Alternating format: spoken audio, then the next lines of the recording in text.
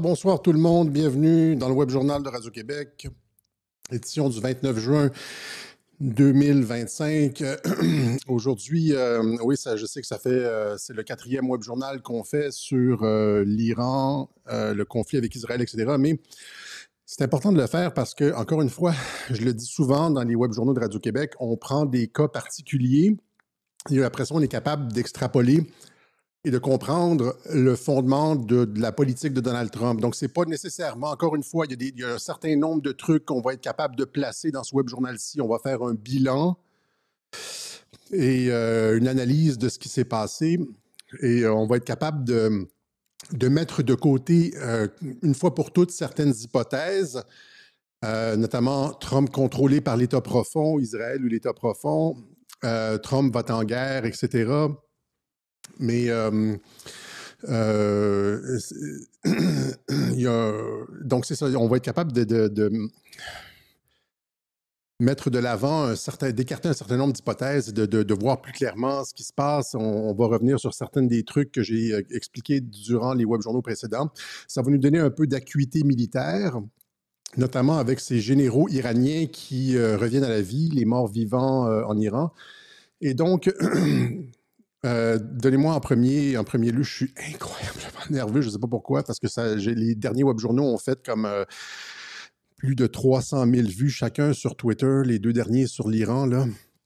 Et donc, j'ai comme l'impression qu'on me cite un peu partout et je suis sous attaque aussi. Il y a comme plein de trolls qui ont repris du service, parce qu'on met genre des coupures de mes anciens web journaux, un 10 secondes ici et là, pris hors contexte. Et donc, c'est comme si, avec ce qui s'est passé, la frappe finalement a comme sauvé le régime iranien. C'était exactement ce qui s'est passé, comme je l'avais annoncé. Donc, la crédibilité de Radio-Québec est en hausse et les attaques aussi sont en hausse. Et je vais en reparler un petit peu plus tard de ça. Donc, on sort souvent un clip où est-ce que je dis qu'il n'y aura pas de guerre en Ukraine. Et donc, mais je vais en reparler alors que je parlais du fait que les États-Unis n'entreront pas en guerre en Ukraine. Okay?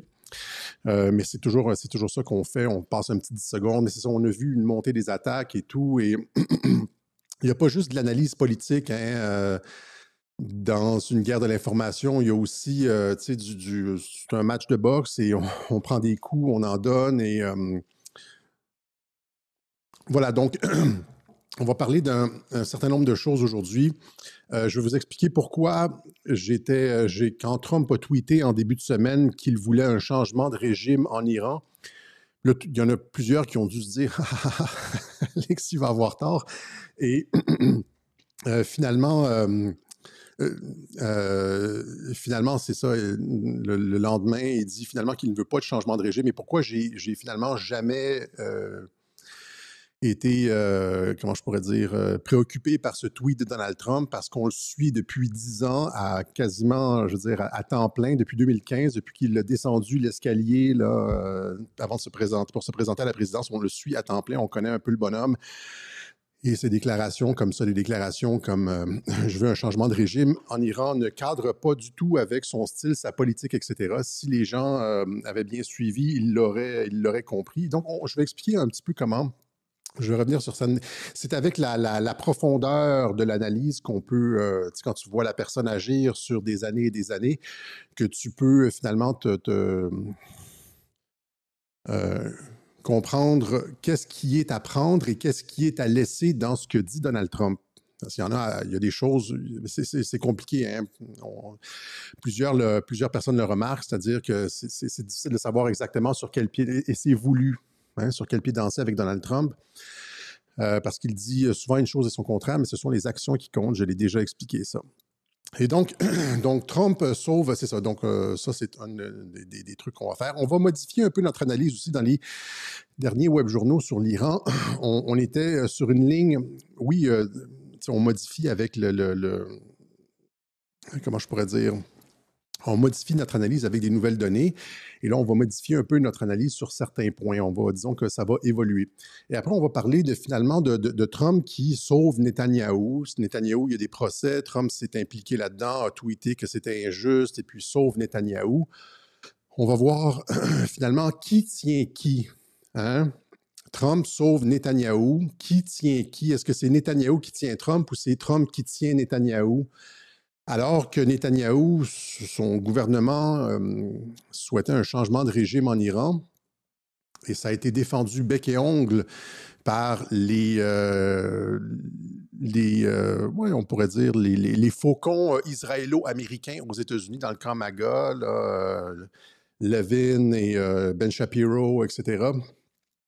Alors que ces gens-là souhaitaient un changement de régime et mettaient beaucoup de pression pour que Trump embarque dans un régime de frappe aérienne en vue d'un changement de régime afin d'installer l'ancien, en fait, l'héritier du trône d'Iran, etc. Il y a eu beaucoup de battages médiatiques autour du changement de régime. Finalement, Trump n'est pas embarqué là-dedans. Et c'est ça. Donc, c'était la volonté du gouvernement Netanyahou. Et finalement, qu'est-ce qui s'est passé? Netanyahou s'est couché. Il y a eu la frappe contre l'Iran. Trump a dit c'est terminé. Et il n'y a pas eu de réplique. Il y a eu des pou-pou-pou, des petites répliques un petit peu à gauche et à droite, là, un petit missile ici, un petit missile là. Et finalement, c'est terminé. C'est essentiellement terminé. Et est-ce que on dit que je suis figé? Est-ce que ça passe? Est-ce que j'ai de la bande passante? Mais tout ça pour dire que c'est ça, là j'ai perdu, quand on me dit que j'ai un problème technique, généralement ça fige, là, c'est moi qui fige. Mais tout ça pour dire que c'est Trump finalement qui tient Netanyahou. Tout est OK, 5 sur 5. OK. C'est Trump qui tient Netanyahou. Et les gens disaient, quand je disais qu'en début de semaine sur Twitter, quand je disais il va y avoir un cessez-le-feu, il y a un cessez-le-feu, etc., je tweetais là-dessus et je disais que c'est bon. Trump avait annoncé la paix. S'il annonce comme ça, il ne perdra jamais la face. Trump ne perdrait jamais la face. N'irait pas annoncer une paix, ben, je veux dire, un cessez-le-feu, puis une paix, le monde, il dit le monde, congratulations world, it's now time for peace, le temps de la paix est arrivé, etc. Il n'aurait jamais annoncé une guerre de 12 jours, il avait mis un terme, c'était terminé, il n'aurait jamais annoncé ça. Je l'ai souvent expliqué, avec Trump, les choses sont toujours ficelées d'avance.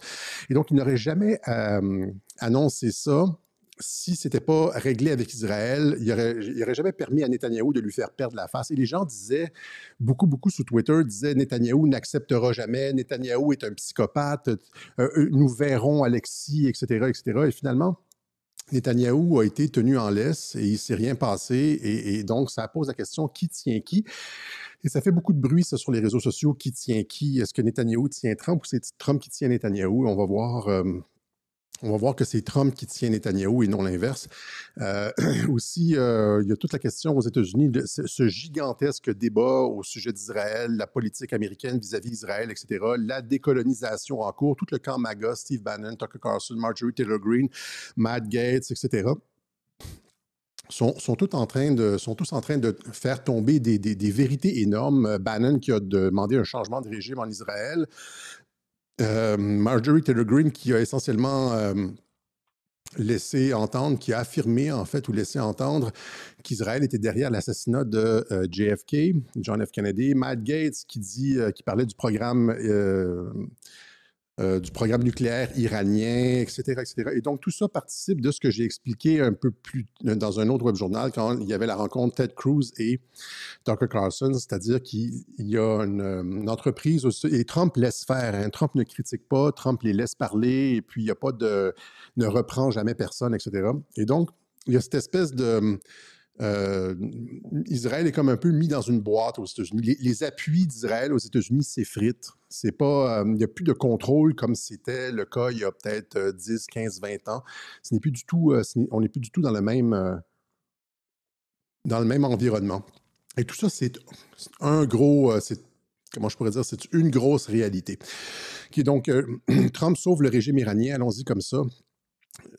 Je vais, finalement, ça gèle souvent. OK. De toute façon, je ne peux rien faire pour ça pour l'instant. Je vais essayer de revérifier ma connexion éventuellement. C'est peut-être mon nouvel appartement.